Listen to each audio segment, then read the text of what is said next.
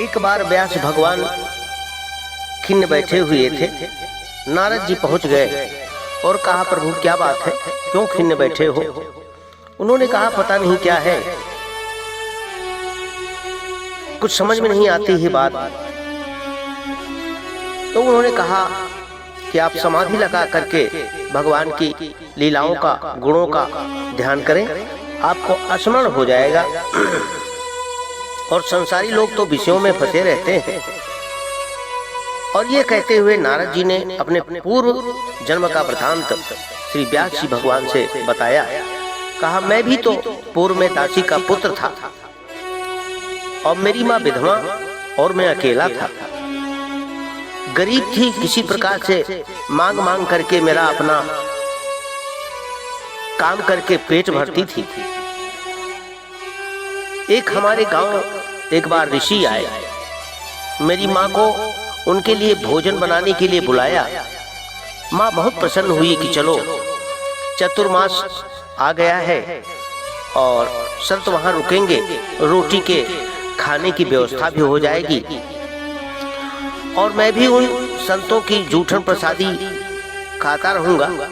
उस समय 3.5 वर्ष का मैं था, मुझे पूजा पाठ कुछ भी पता नहीं था, लेकिन देखता था कि प्राणायाम संत करते थे तो मैं भी करता था, नकल करता था जिसे बच्चे नकल करते रहते हैं। तो प्रसादी लेते लेते मेरी बुद्धि शुद्ध हो गई। बर्तनों में लगे जूठे प्रसाद को खा करके जो बुद्धि मेरी पाप की थी वो नष्ट हो गई। भागवत जी में श्लोक लिखा है कि उच्छिष्टले पान मुदितो दुजैहि। एक दिन मैं अकेला जंगल में आंख बंद करके बैठा था, तब मुझे उसी समय चतुर्भुज भगवान का स्वरूप दिखाई पड़ा। दर्शन होती हुई मैं व्याकुल हो गया और फिर देखने का प्रयास किया तो आकाशवाणी हुई और कहा, हे नारद, मैंने तुम्हें अपना स्वरूप दिखाया है। कालांतर में जब तुम शरीर त्याग करके और मेरे लोक में आ जाओगे तब तुम्हें मेरे दर्शन प्राप्त हो जाएंगे।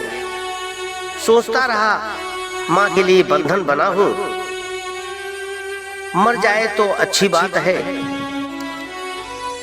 देवर्षि नारद ने कहा, व्यास जी, वैसे ही माँ गाय धोने गई कि सर्प ने काट लिया और माँ मेरी मर गई। भगवान का कहना हुआ कि माँ विदा हो गई। उस समय मैं 5 वर्ष का था, कोई दुख नहीं था, मैं फिर भी प्रसन्न था। और मैं घूमता रहा जंगलों में। मेरा भी एक दिन अंत आया और भगवान की कृपा से मैं विष्णु का पार्षद बन गया। संतों का आशीर्वाद मुझे प्राप्त हो गया। तब भगवान ने अपनी वीणा दिया और कहा, देवर्षि, अब तुम जाओ और संकीर्तन करते रहो। भगवान का नाम जप चलता रहा। तो इसलिए व्यास जी जब संत की कृपा से दासी पुत्र नारद बन सकता है तो आप क्यों चिंतित हैं? आपकी चिंता तो भगवान ही दूर कर देगा। आप सिर्फ ध्यान करिए, आप साधना करिए, समाधि में आप लगा करके बैठ जाइए और आपको ज्ञान की प्राप्ति मिल जाएगी। आप लीलाओं का, गुणों का वर्णन आप करना प्रारंभ कर देंगे और भागवत कथा की रचना भी आप करना प्रारंभ कर देंगे।